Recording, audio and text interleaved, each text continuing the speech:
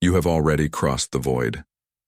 That inner collapse where everything loses meaning, where motivation fades and silence takes over.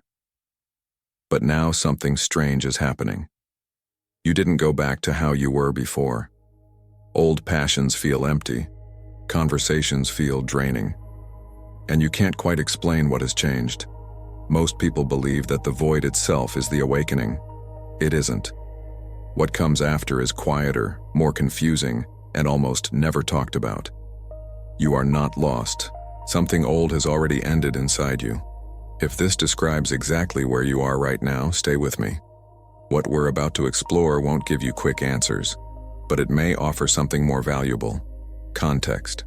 After the void, what truly comes to an end is not life, but an identity. The old way of defining yourself, of looking for meaning, of reacting to the world. That's why everything feels suspended. You are no longer who you were, but you don't fully recognize who you are becoming yet. This is what happens. Old desires lose their grip, and you don't miss them. Certain conversations drain your energy, even with people you love. Things that once excited you now feel outdated. You might open social media and feel a tiredness you can't put into words. Or someone asks, "How are you?"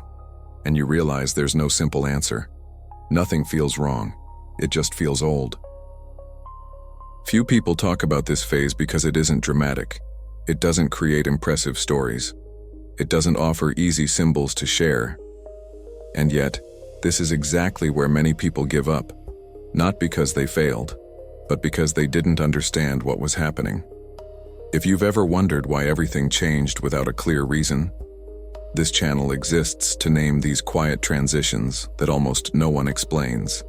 Staying here may help you recognize signs that once went unnoticed. After you move through the emptiness, the silence changes its quality. It is no longer absence, but it is not yet full presence either. And that can feel unsettling. A mind used to constant noise tends to label this silence as unproductive, stagnant, or even as a loss of identity. A question arises that you may not admit out loud.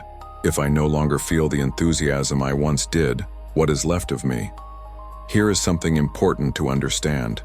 This phase does not ask for quick answers. It asks for staying. Those who try to fill this space immediately with new stimuli, new certainties, or new explanations often extend the discomfort. Those who remain, even without fully understanding, begin to notice something different taking shape. Not with urgency, but with time. You may start to notice that you react less to provocation, that you observe more before responding, that you feel less need to justify yourself. These changes are subtle, but they run deep. If you feel that this video is describing something very specific about your own experience, that may not be a coincidence. Many people arrive here precisely when they enter this quiet territory, between what has fallen away and what is still forming. When this phase is respected, subtle shifts begin to appear. You react less on impulse. You observe more before speaking. You feel less need to explain yourself. This is not enlightenment. It is not ecstasy. It is quiet stability. The ego, which once depended on comparison, validation, and constant movement, begins to lose its central role. And instead of a new self appearing right away, a wider inner space begins to open. This stage transforms deeply, not because it adds something new, but because it removes what is excessive. What remains is simpler, more real, less dependent on the outside world. You may also notice that certain friendships simply fade away, not because of conflict, but because of a mismatch in frequency. And you do not feel guilt about it, only clarity. If this kind of reflection resonates with you, the next videos on this channel explore these inner changes more deeply, without rush, without promises, without spectacle. A common mistake after the void is trying to finish the awakening, as if this phase needed to be wrapped up quickly so life could return to normal. But this is not about returning to normal. It is about maturing into something new. You are not going back. You are crossing through.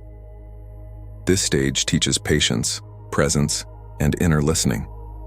Not as a technique, but as a natural result of what has already been lived through.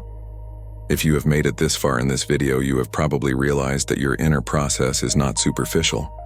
It does not fit into motivational phrases. It does not resolve itself in 7 days. There is no shortcut. And following content that respects this rhythm can help you move through this period with more clarity, less resistance, and less loneliness. After you move through the void, nothing returns to what it was before. And this is not a loss. It is a necessary closure. What comes next does not force itself. It does not shout. It does not demand. It appears slowly for those who are willing to remain attentive. If this video brought you a sense of recognition, consider staying in this space. Subscribe to the channel. New videos every week. Here we explore these silent phases of consciousness one by one without haste. And if this content resonated with you, share it with someone who is also going through this crossing. Sometimes simply knowing that we are not alone is already enough.